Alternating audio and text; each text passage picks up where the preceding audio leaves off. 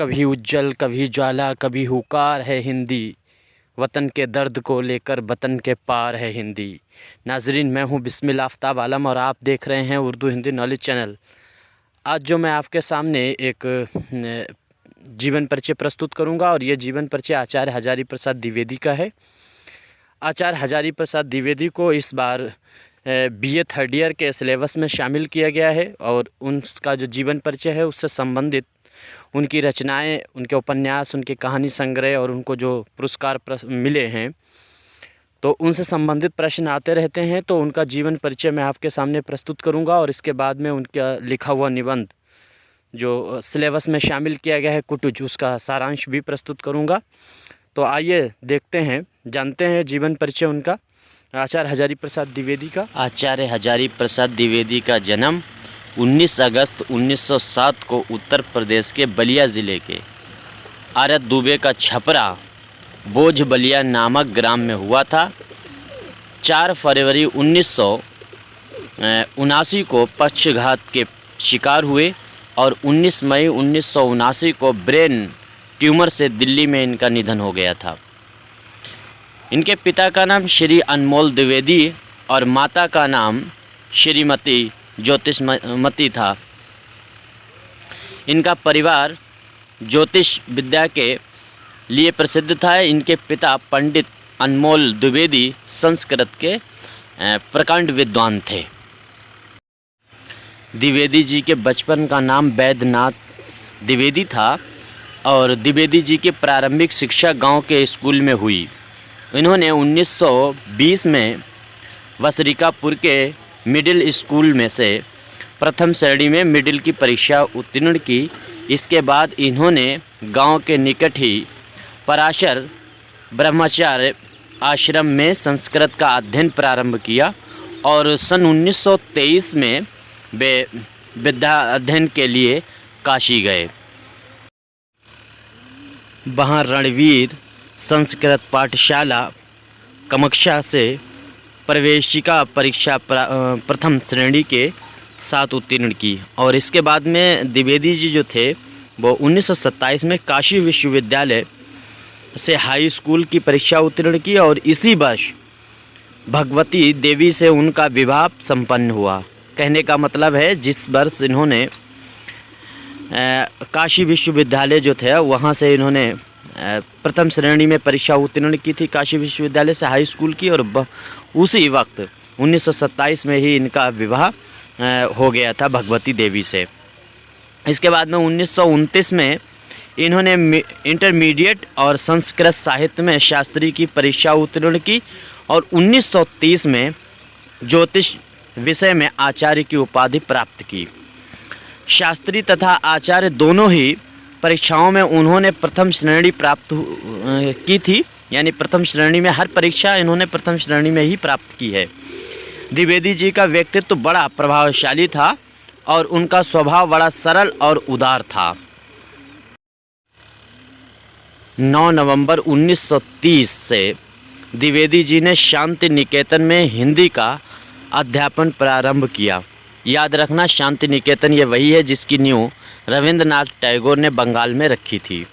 तो यहाँ पर रविंद्रनाथ टैगोर के साथ में गुरुदेव रविंद्रनाथ टैगोर के साथ आचार्य क्षितिमोहन सेन के प्रभाव से साहित्य का गहन अध्ययन किया।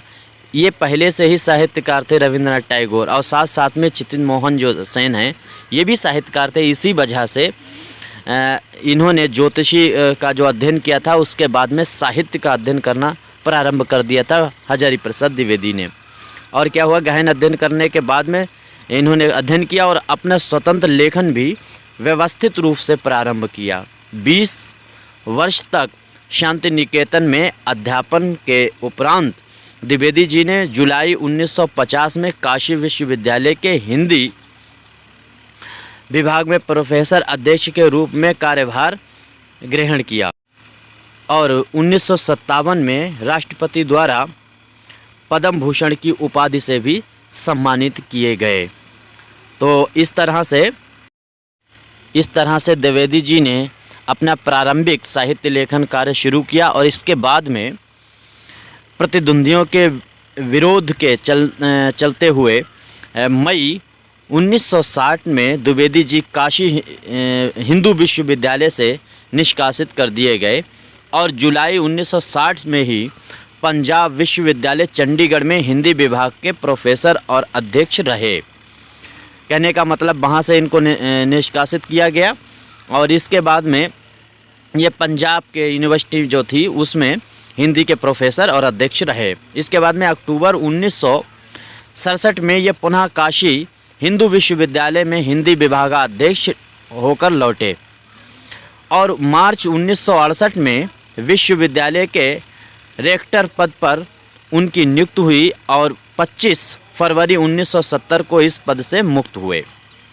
इस तरह से इन्होंने अपना जो कार्य था शिक्षण कार्य वो किया अध्यापक के रूप में। और इसके बाद में जब इसके बाद में 25 फरवरी 1970 को ये पद से मुक्त हुए, उसके बाद इन्होंने कुछ समय के लिए हिंदी का ऐतिहासिक व्याकरण योजना के निदेशक भी बने। कालांतर में उत्तर प्रदेश हिंदी ग्रंथ अकादमी के अध्यक्ष तथा 1972 में आजीवन उत्तर प्रदेश हिंदी संस्थान लखनऊ के उपाध्यक्ष पद पर रहे। द्विवेदी जी जो हैं आचार्य हजारी प्रसाद द्विवेदी जी, इनको 1973 में आलोक पर्व, इनका निबंध संग्रह है, इसको याद रखना, आलोक पर्व, इसके लिए इनको साहित्य अकादमी का पुरस्कार से सम्मानित किया गया था। अब इसके बाद में इनकी रचनाएं जो हैं उन पे हम बात करेंगे और देखते हैं इनकी कौन कौन सी रचनाएं हैं जो हिंदी साहित्य में जो परीक्षा हिंदी सब्जेक्ट से जो परीक्षा होती है, पेपर होता है, उसमें इनकी रचनाओं से संबंधित प्रश्न पूछे जाते हैं। तो इनकी कौन कौन सी मुख्य रचनाएं हैं उन रचनाओं पर बात करेंगे। तो आइए देखते हैं। सबसे पहले इन्होंने जो रचनाएं की हैं उन रचनाओं पर बात करते हैं। इनके उपन्यास, इनकी कहानियों के संग्रह, उन सब पे बात करते हैं, देखते हैं। तो इनकी रचनाओं में आचार्य हजारी प्रसाद द्विवेदी जी की प्रमुख रचनाएं जो निम्नलिखित हैं उन पे बात करते हैं। सबसे पहले आलोचनात्मक संपादित, इन्होंने आलोचनाएं जो संपादित की हैं उन पे बात करते हैं। कौन कौन सी इन्होंने आलोचनाओं की रचनाओं को संपादित किया है। सुर साहित्य 1936 में इसको संपादित किया, ये आलोचनात्मक रचना है। हिंदी साहित्य की भूमिका, ये 1940 में। प्राचीन भारत के कलात्मक विनोद, ये 1952 में। और कबीर, ये भी आलोचनात्मक रचना है और इसको भी इन्होंने संपादित किया है 1942 में। नाथ संप्रदाय 1950 में इसको संपादित किया है। हिंदी साहित्य का आदिकाल, ये 1952 में इसको संपादित किया। और इस संपादन के साथ साथ में इन्होंने आधुनिक हिंदी साहित्य पर विचार, ये 1949 में। और साहित्य का मर्म, ये भी 1949 में। और याद रखना मेघदूत एक पुरानी कहानी, ये 1957 में इसको इन्होंने संपादित किया है। और मेघदूत के नाम से महावीर प्रसाद द्विवेदी जी का लिखा हुआ निबंध बहुत ही फेमस है, बहुत ही मशहूर है। और याद रखना वो लिया गया है प्राचीन लेखक संस्कृत के साहित्यकार हैं, कवि हैं कालिदास, उनसे लिया गया है। अब इसके बाद में ललित तुरुत, ये 1962 में। और साहित्य सहचर 1965 में। इसके बाद में कालिदास की ललित योजना 1965 में। और मध्यकालीन बोध का स्वरूप 1970 में संपादित किया। हिंदी साहित्य का उद्भव और विकास, ये 1952 में इसको संपादित किया। और मृत्युंजय, रविंद्रनाथ टैगोर की मृत्यु पे एक किताब लिखी गई, उसको संपादित किया था इन्होंने 1970 में। सहज साधना 1963 में। और इसके बाद में निबंध संग्रह संपादित किए हैं, उनमें अशोक के फूल बहुत ही फेमस है। तो इन्होंने जो है निबंध संग्रह जो संपादित किए हैं उनमें अशोक के फूल 1948 में इसको संपादित किया। और कल्पलता 1951 में ये निबंध हैं, याद रखना, इनको संपादित किया है। मध्यकालीन धर्म साधना 1952 में। विचार और वितर्क 1957 में। विचार प्रवाह 1959 में। और कुटुज जो बहुत ही फेमस हिंदी के जो साहित्य है उसमें शामिल है, और इसके बाद में 64 में इसको, और आलोक पर्व 1972 में। इस तरह से इन्होंने संपादित किए हैं निबंध। इसके आगे और भी कुछ निबंध हैं जिनको संपादित किया गया है, जैसे विष के दांत, कल्पतरु, गतिशील, चिंतन, साहित्य सहचर, नाखून क्यों बढ़ते हैं, अशोक के फूल, देवदारू, वसंत आ गया, वर्षा, घनपत से घनश्याम तक, मेरी जन्मभूमि, घर छोड़ने की माया। इस तरह से इत्यादि जो हैं निबंध इन्होंने हिंदी साहित्य में संपादित किए हैं। इसके बाद में उपन्यास इनके जो संपादित हुए हैं उसमें इनके 3-4 बहुत ही फेमस उपन्यास हैं, जिसमें बाणभट्ट की आत्मकथा, याद रखना ये बहुत ही फेमस उपन्यास है। बाणभट्ट की आत्मकथा ये 1946 में संपादित किया था, और चारू चंद्रलेख 1963 में, पुनर्नवा 1973 में, और अनामदास का पोथा ये 1976 में इन्होंने संपादित किया। इसके बाद इनकी कुछ और अन्य रचनाएं हैं, उन पे बात करते हैं, और इस तरह से आचार्य हजारी प्रसाद द्विवेदी जी का जीवन परिचय संपन्न होगा। देखते हैं बची हुई रचनाओं को। इसके बाद में कुछ अन्य संपादन कार्य इन्होंने किए, उनमें देखते हैं संक्षिप्त पृथ्वीराज रासो, ये 1957 में इसको संपादित किया। इसके बाद में संदेश रासक 1960 में, और सिख गुरुओं का पुण्य स्मरण 1979 में। ये आखिर में जब ये इनका इंतकाल हुआ, इनकी मृत्यु हुई, उस साल इन्होंने इसको संपादित किया था। इसके बाद में महापुरुषों का स्मरण 1977 में, और आचार्य हजारी प्रसाद द्विवेदी को प्राप्त पुरस्कार में अगर हम बात करना चाहें तो बात करते हैं आचार्य हजारी प्रसाद द्विवेदी को साहित्य एवं शिक्षा के क्षेत्र में सन 1957, ये यहाँ पर बिल्कुल गलत लिखा हुआ है, 1957 है।